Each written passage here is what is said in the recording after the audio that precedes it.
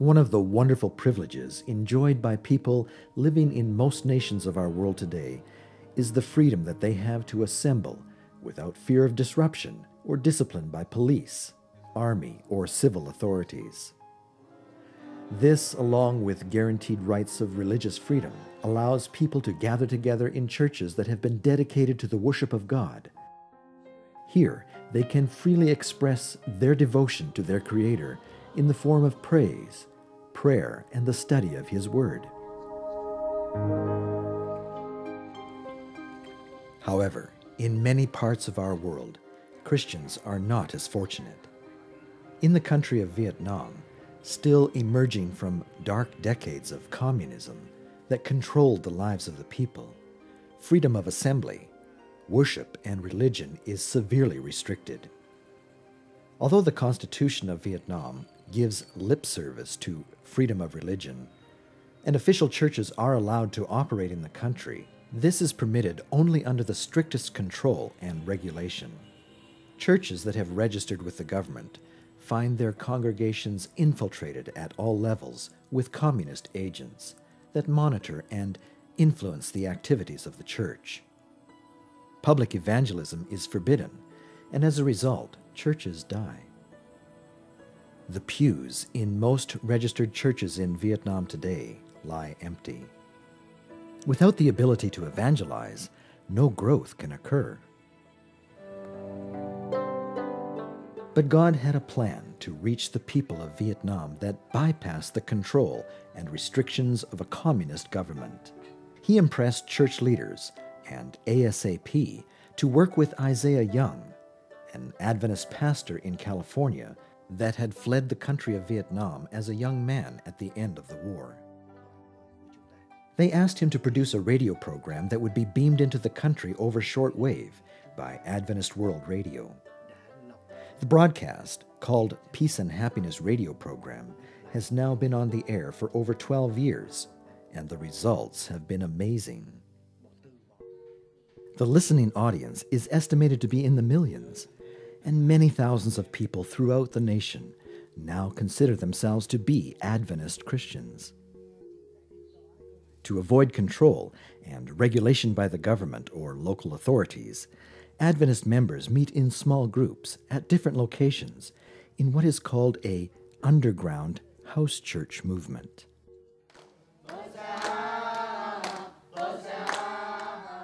Each Sabbath, thousands of groups of Adventist believers gather together secretly to worship God. Sometimes they are able to keep one step ahead of the local authorities and can enjoy uninterrupted fellowship. Other times, their worship service is overrun by angry police, and they are taken off to prison, where they are interrogated, fined, and even sometimes beaten and tortured for their faith. Can you imagine living in a country that does not grant you the freedom to worship? How would it affect your faith in God and your commitment to live the Christian life if you knew that going to church might mean going to jail, being fined, or even beaten?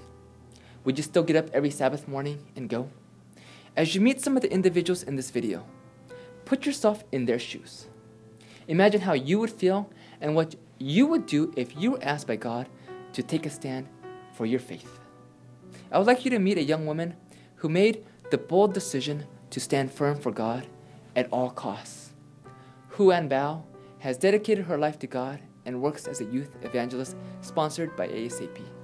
The Lord has been good to her, surrounding her with new friends that share her same passion and convictions to replace those she lost from her commitment to stand for Christ. She recently experienced a testing of her faith when she went out witnessing with some of her new friends. Before we hear her story, though, I want to explain that in an effort to ensure the safety of our missionaries in Vietnam, we have digitally obscured their images. I hope you will be able to get the sense of joy and genuine dedication these people have in Jesus as they share the challenges that they have faced. One of the ways that we share our faith and the message of the Sabbath and the soon coming of Jesus is to hand out literature and DVDs that have on them the wonderful sermons of Pastor Isaiah Young. One night we decided to be really bold and stand on the steps of one of the registered Christian churches and pass out our DVDs to the people as they came out from a Christmas evening service. We were all having a lot of fun, wishing people a happy Christmas, when suddenly, from out of nowhere, the police showed up. It was clear that they were not there to hassle the people from the registered church. They were there for us. Immediately, we stopped what we were doing and ran into the night. But 4 of us, including myself, were caught, handcuffed, and taken into the police station. They put us into separate rooms so that they could question us and then see if our stories matched. I decided that the best thing that I could do in that moment was to pray. God has promised to deliver us out of times of trouble, and I began to pray and ask Him to deliver my friends and I out of the hands of these policemen. I had no idea how He would do that. As I was praying, one of the policemen who saw what I was doing came and struck me on the head several times and yelled, "Stop doing that! Stop doing that!" But all I could think to do was keep praying, and that is what I did. My friends who did not get caught by the police found each other on the streets and began praying for us. They sent us text messages on their cell phones to encourage us and tell us that they were praying. The police kept us in the station all night long, keeping us separated, interrogating us, not letting us drink water.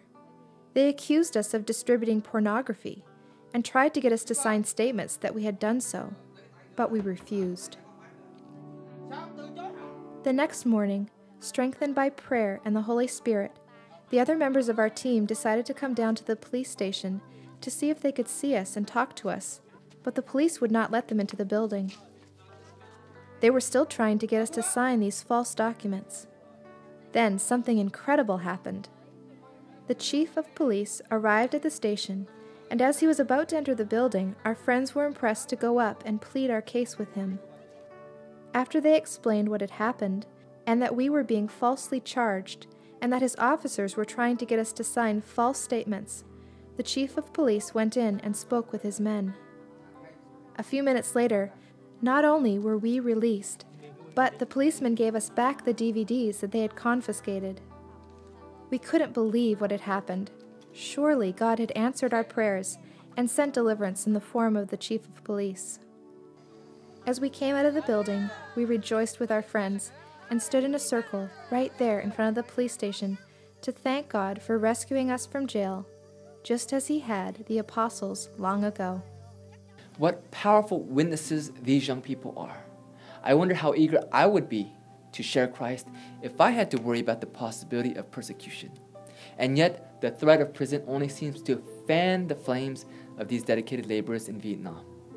Did the images you just saw in this video story surprise you? In light of how the media now reports that Vietnam has religious freedom, you may be asking yourself, what is really going on there? Pastor Isaiah Yuong, leader of the Seventh-day Adventist house church movement in Vietnam, will give you an insider's look into the true state of Christianity in Vietnam today.